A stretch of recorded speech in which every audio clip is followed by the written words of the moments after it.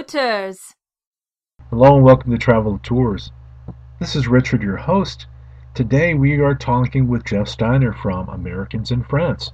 Jeff has a webcast and as well as a website called Americans in France. He's also doing some Google Plus as am I, which is originally what this was broadcast on. This was actually a live conversation I had with Jeff on Google Plus.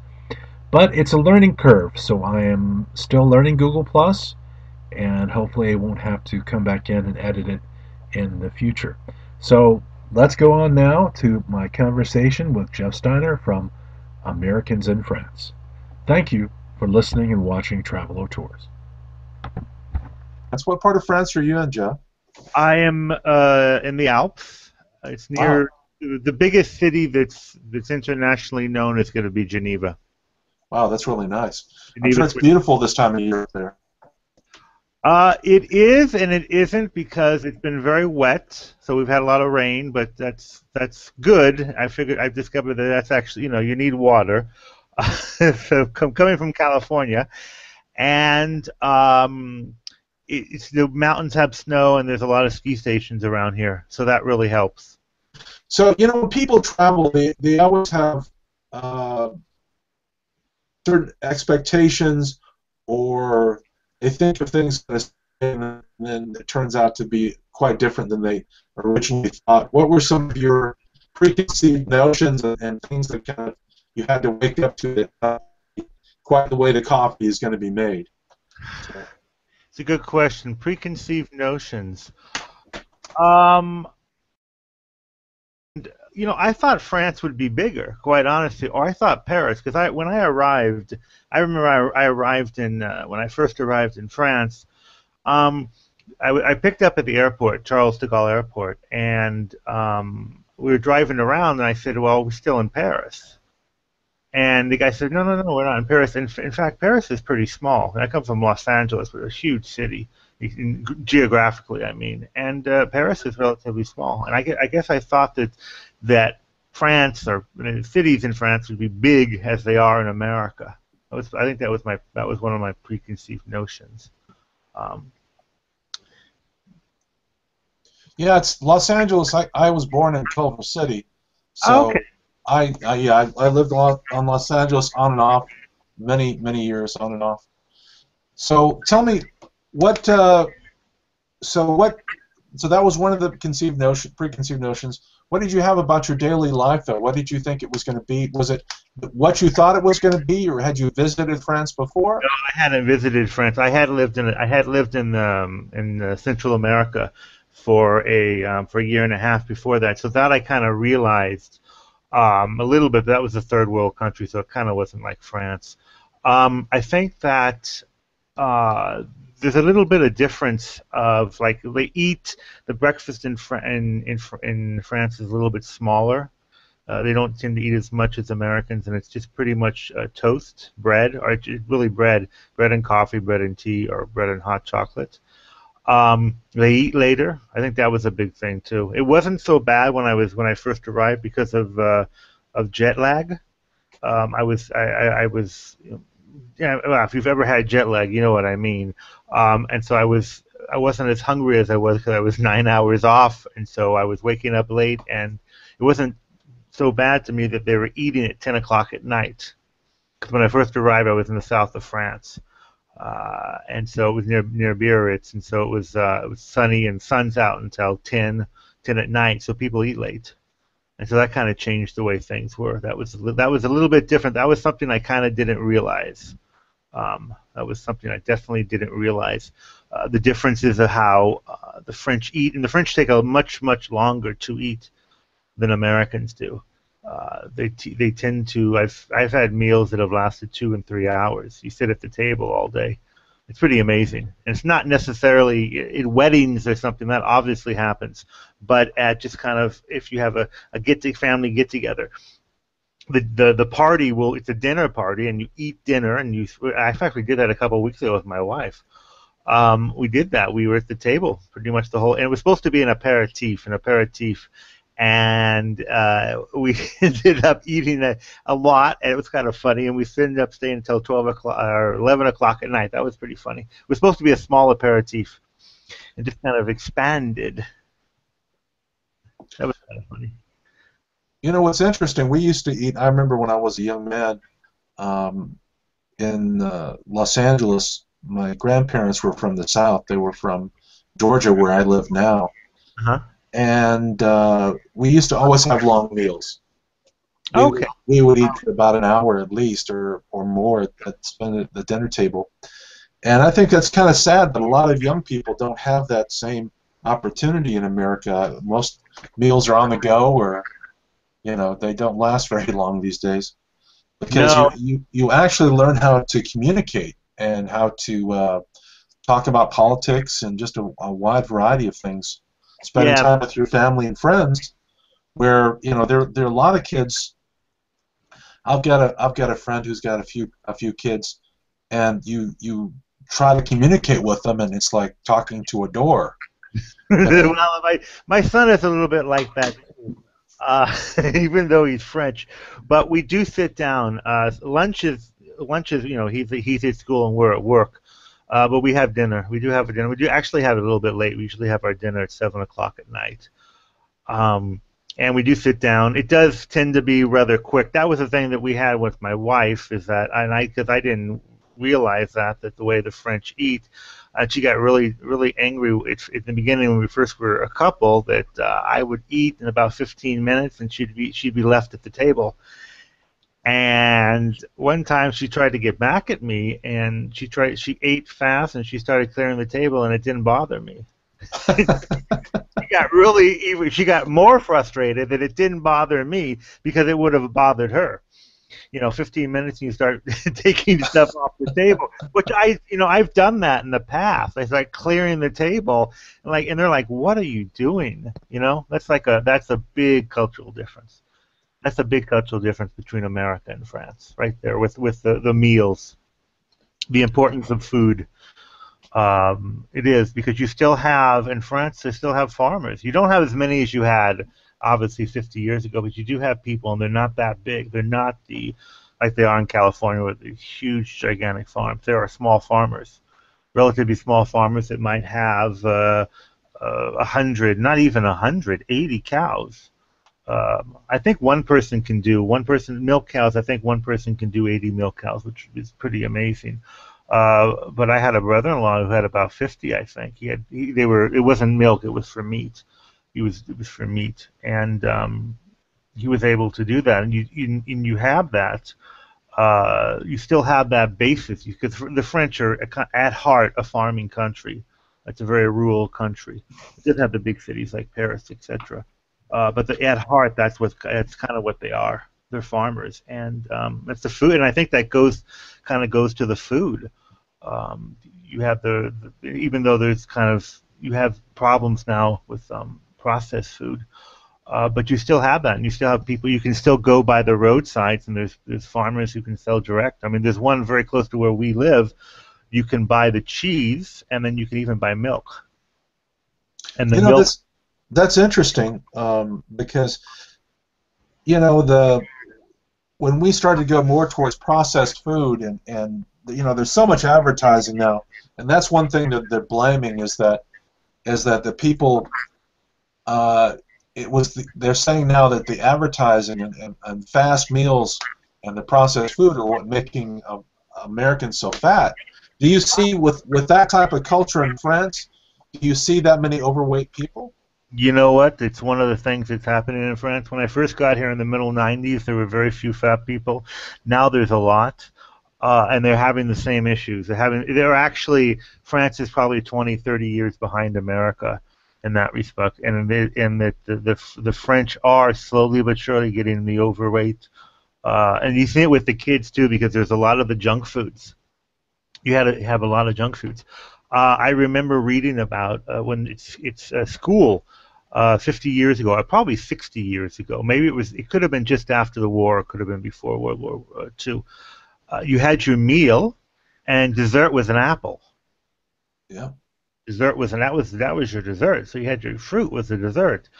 I don't know what my son eats now. I'm sure he does eat. They try the meals, or they try to do the natural, organic. They try to do a lot of that, but I'm sure he has a lot of not necessarily processed, but probably much more higher in calories. And that is a thing. And in fact, one of the contradictions of France is that McDonald's is so popular here. It is very, very, yeah, it's very popular. Though I was interesting. I saw this a couple of weeks ago on French television. It was all about hamburgers, and it was very interesting because actually the hamburger, you can actually go to a Michelin-starred restaurant and they have hamburgers now. They're actually, I mean, they're obviously the meat is going to be not processed, and it's going to be they've ground it and stuff, and you have it. And but the French, they really like hamburgers. I think it's because they like sandwiches. All a hamburger is a hot sandwich, and I think that's why they like it. But anyway, McDonald's was one of the McDonald's in France was one of the first to really change the menu and localize the menu, tweak it for the local market. And they have it now. You can go in and there's a lot of. It's a little bit slightly different. It has the basis that had the Big Mac and the French fries, etc. But there has other stuff, and this is in other countries too. That they do that. But what we do, we actually have hamburger once a week, and we get a local bakery to make the buns. And so we have our own hamburger buns that are made. It's basically bread. Well, that's nice though. Not you still have in the town that you live to. Do you typically, or does your wife go out and shop? Do you go to someone that's the butcher, and then you go to the pastry, or to the bread? Now the bread. Now my understanding is that I didn't realize this until talking with other people that live in France. The pastries will be a separate bakery. That's correct, isn't it? Or that? Not necessarily. No. You can get some of the shops. There's where we live here.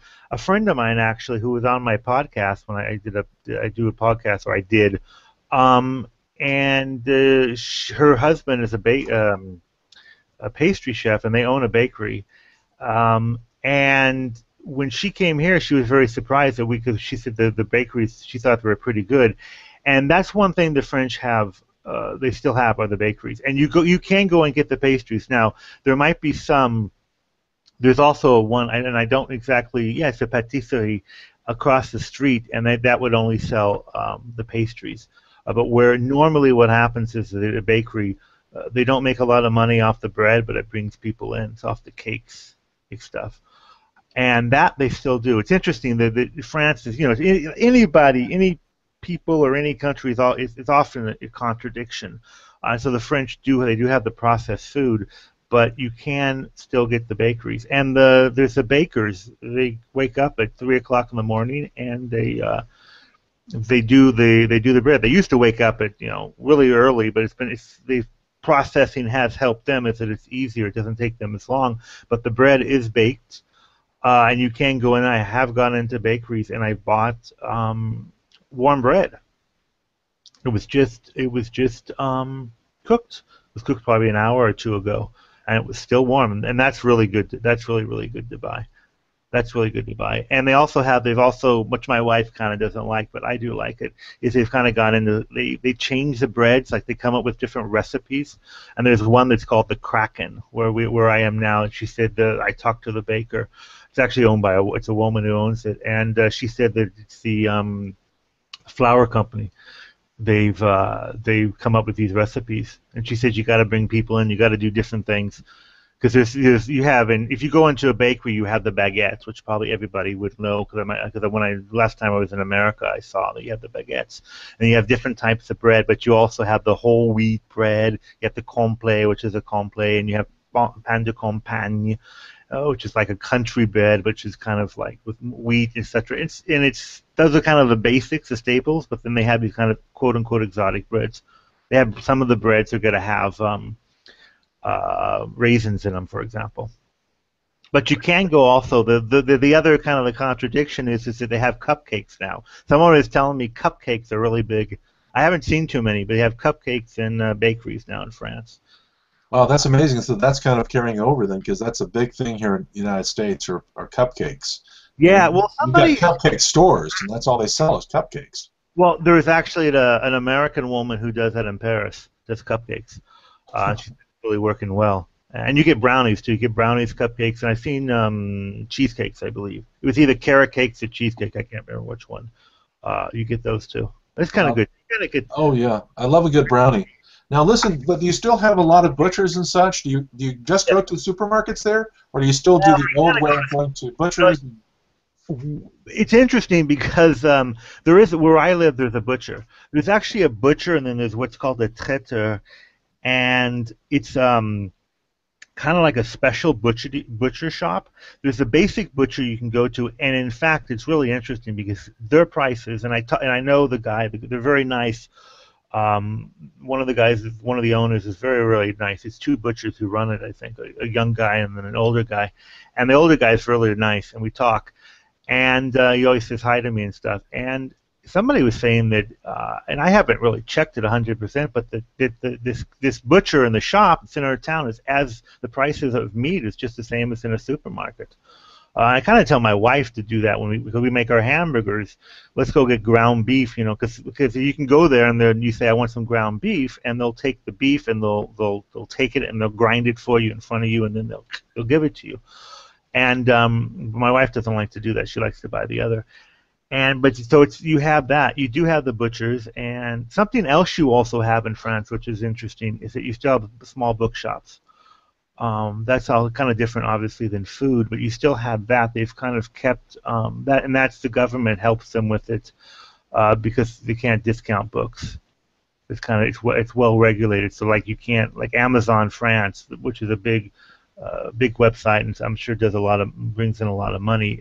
They can't discount any more than a local book shop can, and actually the publisher set the price, and that's the price it can. Really? So Amazon, if you went on to get an ebook, it would be the same as a book in the store?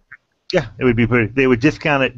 They would discount it if you go on to Amazon France. I believe they discount everything 5%, which is what they can do, and that protects the local bookshops because yeah. It's interesting. You kind of have to protect some of the. I don't know, people saying, "Well, that's really socialist and such," but Walmart has come into America. I don't know if you have Walmart in France or anything similar to it, and they had such predatory practices. They put so many people out of business, and you have to protect businesses to a degree. Sometimes I think maybe it's a little bit overboard, but I do believe in a little bit of protection. Well, that's kind of what the French do. That's what they've done. In fact, when they're going after the government, I think wants to go after Amazon, so they can't do free shipping. Because that's what they do now. They throw in free shipping, which kind of makes it so that it puts them on a little bit cheaper than for example, some of the bookshops. It's an interesting because I had the family that I've married into is very rural, and they're in very areas that there's not a lot of towns. And so some of the people, my sisters-in-law was saying they like Amazon. It's the flip side because they can get the books. They don't have to drive 20 miles to the store. Though they do realize that there's this. You have to find the middle ground, and I think it's nice because, otherwise you could have a town. All it's going to have are banks. Really, and it's happening. They say that that when a town starts losing commerce, all it really has is banks. And they talk about it. It's kind of happening here because the commerce is the stores can't make it. But you have here. You do have there's there's kind of two bookshops. A town of about 10,000 people, I think 12,000 in the center. We don't have a big center, but we do have two bookshops, and we have a lot of I think we have 5 or 6 bakeries. Well, I think I've got another channel that I'm starting, and I've been doing interviews, and I'm going to start posting them once I get the channel up and going on Blog Talk Radio. It's about cooperatives, and you've got a very big cooperative over in Europe called Mondragon. And I think there's going to be, in the coming years, I think there's going to be a combination of capitalism and cooperatives. There's going to be a melding, and that's going to be, I think, the only way. Coming together. A lot of people don't realize, back in the 1930s during the Depression, that a lot of the unions and a lot of the cooperatives started back then. Actually, some started before that. because of predatory lending, especially the Bank of North Dakota started in 1919, and that started because of predatory lending to the farmers. And they said, let's just start a bank, and we're not going to, we're going to put these people out of business because they're taking advantage of the farmers. And the Bank of North Dakota was the only bank that was not bailed out with all the banking debacle of the last few years. It was the only self-sufficient bank. Yeah, I think I read about that. Yeah. It's interesting because my wife comes from Burgundy, and southern Burgundy, and there are a lot of cooperatives there, wine cooperatives, and they've been around, I think, 20 some, I think before the probably just after World War One, and they're still up and running. And when a lot of the producers, what they do is that they produce the grapes, and then because they can get a better price if they sell it themselves, they'll make some, but not a lot, and then they sell the rest to the cooperative. Yep, I think it's going to be, you're going to see more and more of that in the United States as well, I think around the world, because it just makes sense. Yeah, And, I think that, and then it's kind of good because then the producer they have a certain, they know that what they can sell, and they're going to get the cash. That's another thing too, they get the cash. Well, Jeff, I also wanted to talk about you. Isn't your main source of income from building web pages? Yeah, I have I have Americans in France. That's my main website that I started when I first moved here, actually for the second time in 2001. And then I have in 2006 I started making airport websites, actually websites that are for French airports, and basically not Paris, so nothing about Charles de Gaulle or Orly, and because what you have in Europe and you have in France are these low-cost airlines, and they usually fly to these out-of-the-way, well, at the time, and they're still, well, they've gotten bigger, out-of-the-way airports. And at the time, the airport official websites were A, all in French, and B, they weren't really that great. I mean, they weren't developed. A lot of them are now. A lot of them have definitely gotten much, much better. And so I kind of filled that niche and started creating these websites. Basically, I started with Beauvais, which is actually north of Paris, about an hour, 3 hours, depending on traffic, north of Paris driving. And I started with that, just kind of helping people along. And the big question is how do I get to the airport? Because they get the cheap flight, but the airports are kind of like Beauvais. I think it's 100 kilometers, about 60 miles north of Paris, but it's called Paris Airport. That's obviously not true. It does have a bus going. But at the time, in 2006, I think it was 2002, my first question, where is this airport and how can I get to Paris? And I answered the question, and then I decided after a couple of years, I said, wait a minute, I should be able to make a website and do this, a dedicated website, and I did, and it worked out really well. And then I think now I have 40. I have at least 40. Pretty much I think I have almost all the airports in France that have international flights, or cheap, normally what I call low cost flights outside of Paris. And there's a lot. There's 40. I mean, there's 40. Like where I'm at, there's we have Geneva, which is even in Switzerland, but it does serve the northern French Alps. And then you have Chambéry and Grenoble. And Chambéry is actually only a winter airport. But it's kind of isolated, but it does have the buses, and people just want to know because sometimes before it wasn't obvious with the French websites. How do I get to the ski station? Still get the question, but it's gotten developed, and that's basically what that was where a lot of my income comes from, and also Americans in France. So you brought a lot of continuity and. You brought a lot more information, it sounds like, than they originally had. Yeah, that was the idea because there was a gap. There was, that's what it's all. That's all a niche is. I mean, that's what any good business is. That you fill that gap, that need, and the need there was that let's have some information. And what I did to kind of help me along is that when anybody asked me a question, I would post the question on the website. I have big Q&A sections on all these websites. And I said before I tried to be as open and as upfront as I can. I'm going to post your question. I'm not going to say who you are. I'm not going to give any personal details, and I try to make it as generic as possible. But then I answer because I figured that it's like anything. If one person has a question, probably somebody else does. And it's kind of funny because I didn't realize that in the south of France there were nudist beaches. But I had some people wanting to go to these beaches, and I'm like, well, where are these beaches? I looked on the internet and said, they're nudist beaches. It was very interesting. I guess they can't, obviously they're not nude when they travel, but when they get to the beach, which is okay. I don't have any problem with that. Well, it's amazing. You have so many subcultures, and they're the nudist culture. I remember I was I used to maintain a 14-story high-rise building back in the 90s, and I was up on the roof with a roofer or a guy washing the windows or something, and maybe it was a heating and air guy, and all of a sudden, I don't know how it came up, but he said, yeah, I'm a diehard nudist or something. It was like just kind of out of the blue. It was really strange. But, yeah, that was kind of funny, but it's interesting. It's interesting, yeah. The French tend to not care about stuff like that. They kind of tend to be let live. That's one thing I kind of like. They tend to be let live. So that's nice. That's a nice way to live.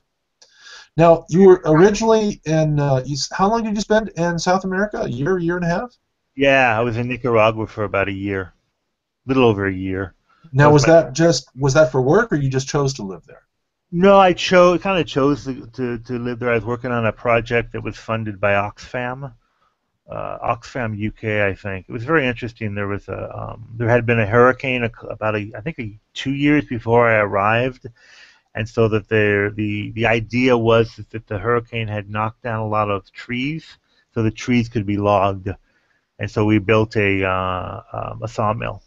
We built a sawmill, and then we built a workshop so that they could turn the wood into furniture, because that was my trade, a cabinet maker. Oh, okay. That's kind of what I was doing. That was the whole idea. I spent about a little over a year there, 14 months. It was very interesting, very difficult. It was really, because it was in the third world, so there was a lot of that. When we first started up, we didn't have electricity. There was only electricity at night. We were supposed to have our own generator, but I don't think it worked. We had some issues with electricity because it wasn't. We bought some machines. We probably bought some machines that were a really good price, but the quality wasn't there, and so we had issues with the electricity. It took us a long time to get the electricity up and running. We had a problem with the lights. The fluorescent lights would blink on and off. It was like a nightclub. Because they were not getting enough electricity. I can't remember that somebody explained it to me, and there was a problem with some issue, but it took a long time to get going. But we got it up. We finally got it up and running, and I hope it's still up there. I mean, it's 15 years, so it's probably more than that, almost 20 years. Actually, excuse me, over 20 years. So I'm not sure what's still left, but hopefully it was turned over to the community. That's a very worthy cause indeed. Yeah, well, it was, and it was pretty. It was difficult. It was difficult, but there was some other stuff that was. There was some fish processing that was funded by Norway, I think, Norwegian government, and there was some other stuff, and because it was a fishing village, had the wood and the fish, and so they had that. It was very difficult. It was one of those things that it's very difficult to get going, and you have to kind of step back and. It's not like it is because you don't have that infrastructure. There were no roads, so. I can imagine that would be really difficult. No roads. Yeah, it was pretty difficult. It was access via boat. That was kind of interesting. So it was, it's totally different than France. So you went then from that. That's a totally different culture between the two. Yeah, totally different culture. I just kind of fell in France and ended up here. And met my wife, who was French. We met in America, and then she was 10 years in America, and then we decided to come back. My son was born in 2001, and she wanted to come back here, come back to France, so we did. And it was difficult at first because to find work. It was difficult. We had to move around a lot and find an area that was good. And where we're here, it's interesting because, and I had no idea. This is one of the things I did not know at all. It's a valley. Basically, it is. We're in the Alps, the Mont Blanc, which is the tallest mountain in Western Europe, and Chamonix. But before that, you have from Geneva, basically going up to the Mont Blanc, you have this valley. It's the Valley de l'Arve, Arve, A-R-V-E. It's a river, and it's the Arve Valley, and it has a lot of high specialty, kind of light industry, making mostly car parts, but other things like RJ45 connectors. Sure. And there's a lot of American companies that are here. It's kind of high precision. It's making this industry production. And it's been interesting. It's really interesting. I had no idea about this before. I had no idea. And we came here. My wife got a job in Geneva, and we came here. And I was trying to get into English teaching. I had worked in computers, but when I didn't really have enough experience, and it was a bit different than what I had here in France. Was a little bit different than what I was doing in America. So I went into teaching English, and it was good because here there's a lot of industry, so they need to learn English. Even though I think their English is very good, they need to basically brusher the. What do I want to say? They want to just kind of keep up with English so they don't lose it when they need it, stuff like that. And so it's interesting. Yeah, that's very interesting. I was talking with Lisa on another interview. Lisa Flor, who lives just outside of Paris, and actually Lisa gave me your name. And right. We were talking in the interview or conversation I had with Lisa about towards the end about how to find jobs in France, and that sounds like if you perhaps have a work in CNC or a little bit of a high tech, that you could find a job in that area. So it's difficult. It really, I think France has that's the Achilles heel. I think it's high unemployment. And I think it has to do a lot of because it has high taxes. Has a high taxes, strong welfare state, which some people might not like. And I think that the thing is, and it's talking with another American who had been here for 30 years, and I think she went back, and I think she's gone back permanently now. It was difficult. She always said it was difficult to get jobs here, and it can be difficult to find work because one of the things about the French is they're a bit they want you to speak really good English, really good French. I think Americans a little bit, maybe it's because we're Americans and we speak English and it's not our quote unquote our language. They speak French, they're French and they speak French, so it's really their language. That they really want you to speak well, and if you're going to deal with customers, you really have to speak proper French. And they're much more so accents. I mean, American accents. It's not the end of the world, but it can be a problem. It can be a problem. I had a lot of difficulty finding work. It took me a while, and it was good. It's good coming here because it's teaching English seems to really work, and it's very interesting because I can go into these factories and see what they're doing and see the skills that they have, and it's really interesting. So your primary job then is the teaching, and then you also have the web building. Is that correct? Yeah, the web building. I mean, it's kind of like the day job type of thing. The teaching is good because it's flexible. The hours are really never the same. Almost week to week, the hours are almost never the same. Lessons are about an hour. It's between an hour and a half lessons. Every now and then I'll have a 2-hour lesson, and it can be really pretty much any time during the day up until the evening. From I think the earliest lessons I usually have are like 8:30. And then I'll sometimes the lessons will be lessons late that might end at 7 or so, but there'll be, I try to block them up so that I'll have lessons back to back, so that in that way I'm free either in the morning, afternoon, etc. And then I can work on other stuff, the websites. When I was doing podcasts or the hangouts like you're doing, like we're doing here, I do that. I'm sure you do a lot of Facebook and Twitter also, and so that gives me the flexibility And some months the teaching will go down. I won't teach a lot, but then the website comes. So at the end of the month, I mean, it adds up, and it's a decent salary. It's a decent salary, though. I think for an American they'd probably be shocked, but it's not a lot of money for an American. But in France, it's not. It's okay. That's also, you're saying that that's something to keep in mind. Perhaps having something where, if you're in France, having something where you're making some money over the internet, so you've got a basis, and then so you're not having to scrounge. And it sounds like from talking with you and talking with Lisa that it can be quite difficult to find work there. Oh, So, yes. If somebody's thinking of moving to France, you got to have something. You got to have a fallback. And I think you should, if you can do an internet business, whatever, copywriting or anything that you can do over the internet, you can do a telecommute. That would really be good, because coming here and finding a job, unless you have some sort of a really good skill. Now there are some people that work. I know some Americans that have minimal. Their language skills are not super. They're learning the language. They've found work mostly in Geneva because they do marketing or something. They do something that's that they need. It's a real need. That works out too. But the thing, I think another thing though, in talking about finding work in France, is that the diplomas don't necessarily. The system is totally different, really. It's much more specialized in France, and they don't really necessarily understand. And an American would not understand what the French diploma is. A BS, what's a BS? What that is. And so they don't understand. It's not I'm not talking about bachelor's, but it's a different type of actually, it's a BTS. That's right. It's a BTS, which is a different type of diploma. They're not for like 1 or 2 years. It's highly specialized. You pretty much, when you go to university, you start your major, if you can call it that, right away.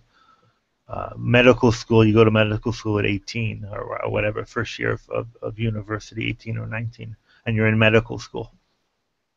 It's a little bit different than, in America, you go for 4 years undergraduate, and certainly if you do a liberal arts education, it's a little bit of this, a little bit of that. In France, it's much more specialized.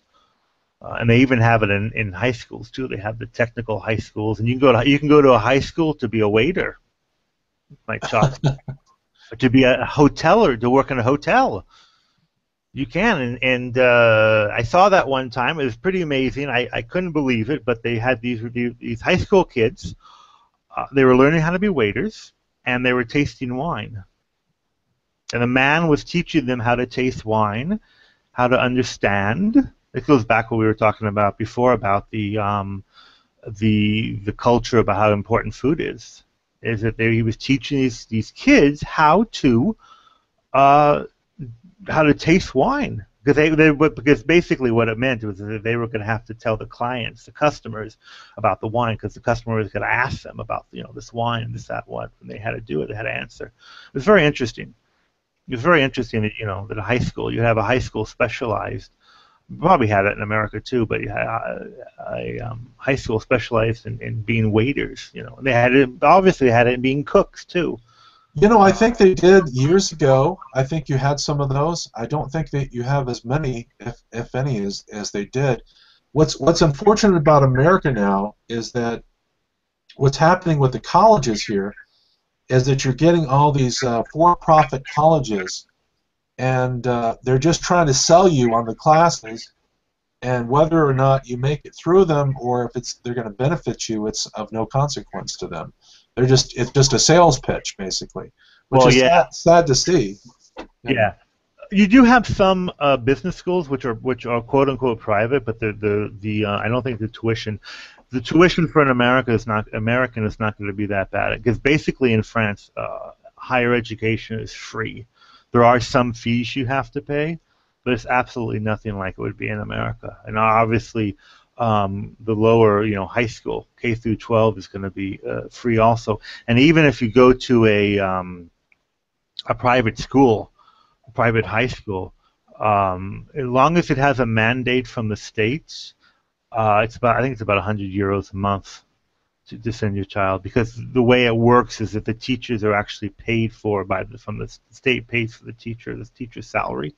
The school has much more flexibility, but the state doesn't really pay for much of the walls and the upkeep, even though the local towns will give money, because we were involved with my son, the equivalent of the PTA, and the local elementary schools. There's public and private, and they basically the town hall gives an equal amount to both, which is kind of interesting.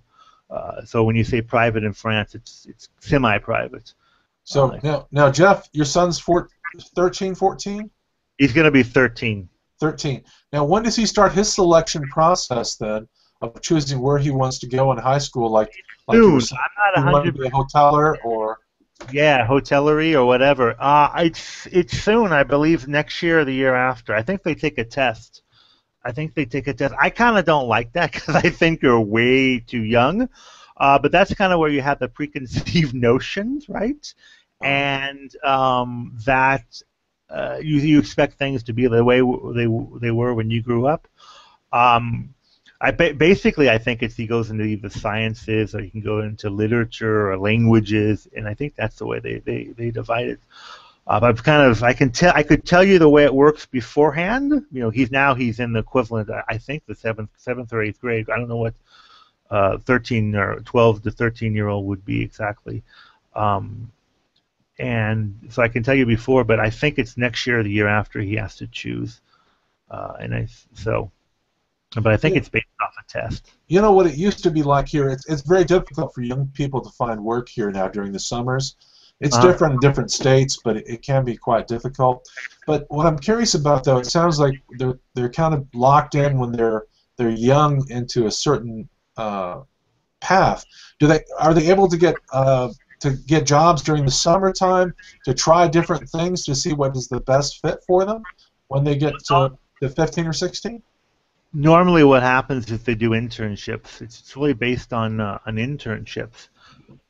And do internships to get an idea, and you'll do an internship when you're 14, 15. You'll do different internships, and you have to write a report and stuff. And they kind of do that to get a different idea of different things. To get a job as a student is not really that hard, because basically it's the summertime, and the quote unquote year-round workers go on vacation. So you can get a job in a supermarket or something, or a bank. I know a nephew of my wife worked a month at a bank, and basically because the other person who was normally should have been there was on vacation. And so you can they can get an idea. They can get an idea of things, and they can see things. But basically, what France does a lot is the internships, and what they want to do is they want to actually do it like it is in Germany, where all students do an internship. Basically, it's Germany, Austria, I think. I think it's Austria who does it, and then all kids do an internship, and they want to make that all over. And basically, the way they do it in Austria is that the state pays for it, so that it's guaranteed. And that's kind of what they want to do, because it can be a lot of work for the company. I don't know if you've ever had a trainee, but it's a lot of work for the employer too. But the kids do it. That's kind of the way that they get the experience. Well, that's good that they're doing it that way. I know it can be. I've had businesses myself, and that you can pay a bit to train people, but the thing is, though, these days in America, nobody pays to train anybody, and they just throw you into a job, and then the customers get upset when you don't know anything. And you really need to train people in order to progress your business. Otherwise, what's the point? I mean, it's just, I think too many Americans think that, they've become, you've seen since the 80s, America becoming very greedy. Everybody is just wanting to do their own thing and kind of fuck everybody else. Well, they try to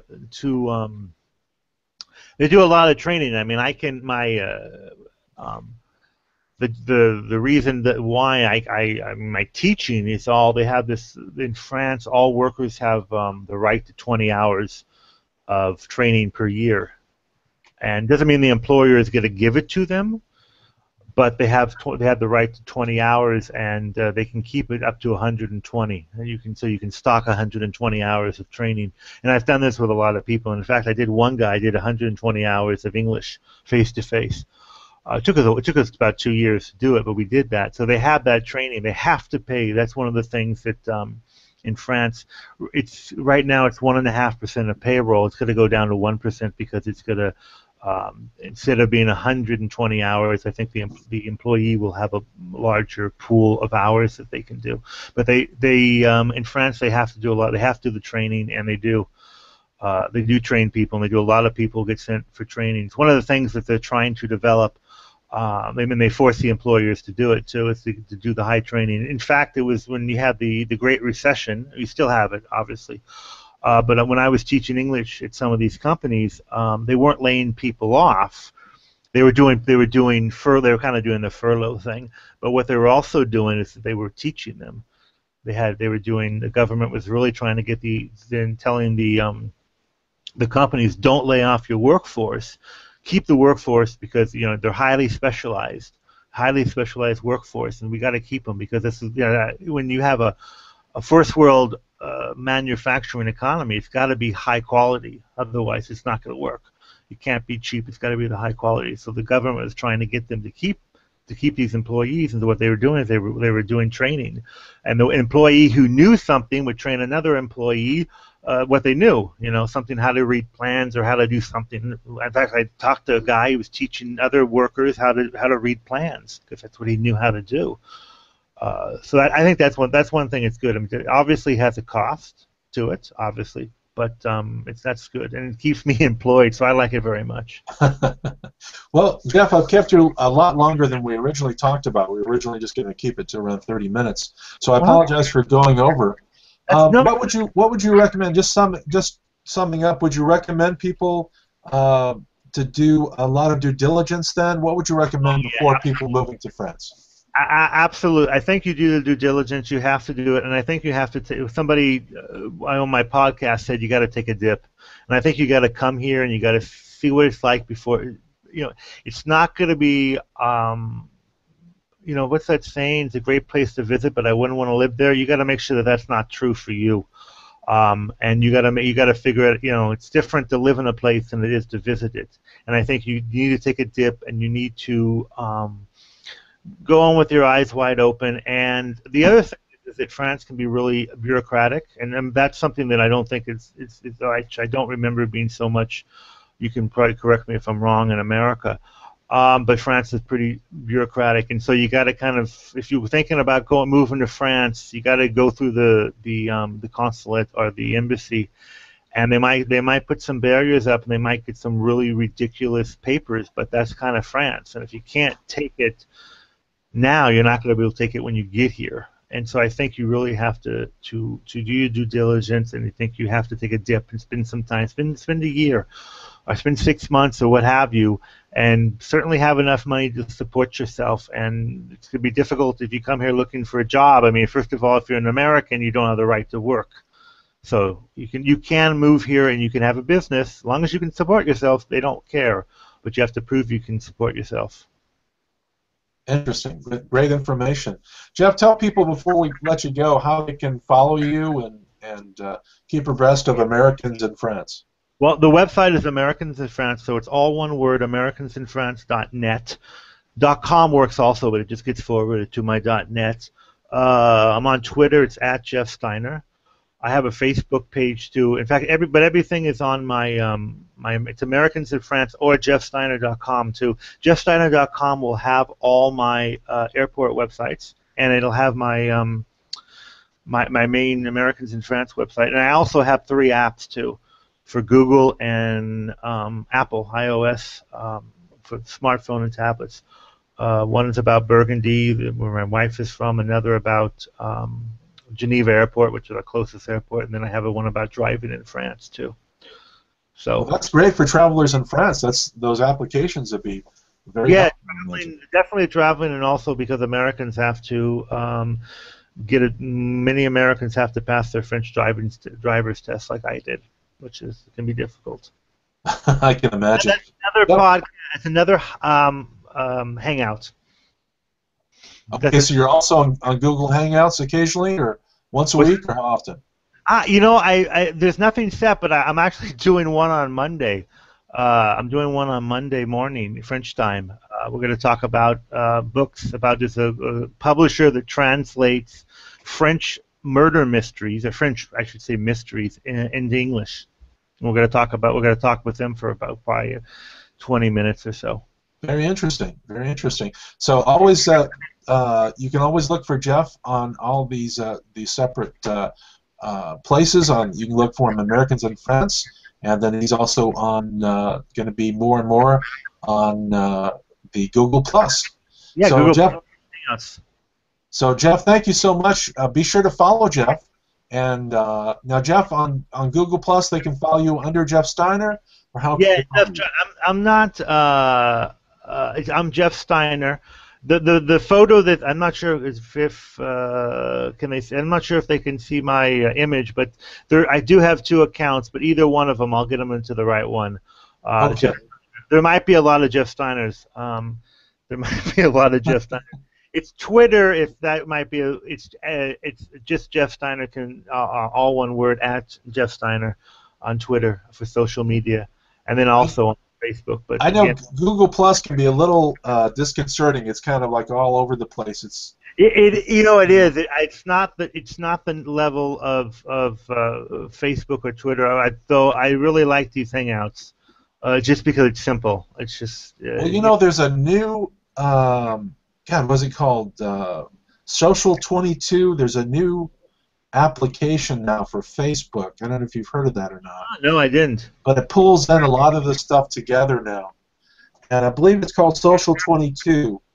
I'll email you I found it. Yeah, social app for Facebook intro. Yeah, it looks interesting. Yeah. But I think that's going to help a lot of folks. I've actually kind of gotten off Facebook a little bit. But I'm going to center on travel tours, but my personal Facebook I really don't do very much anymore. So, Jeff, let me wrap this up. I do appreciate you taking the time to speak to us today on Travel Tours. I'd love to come back. Okay, we'd love to have you back again. Okay. Jeff, you have a great day, and it was a pleasure talking with you. Pleasure talking. Bye-bye. Bye-bye.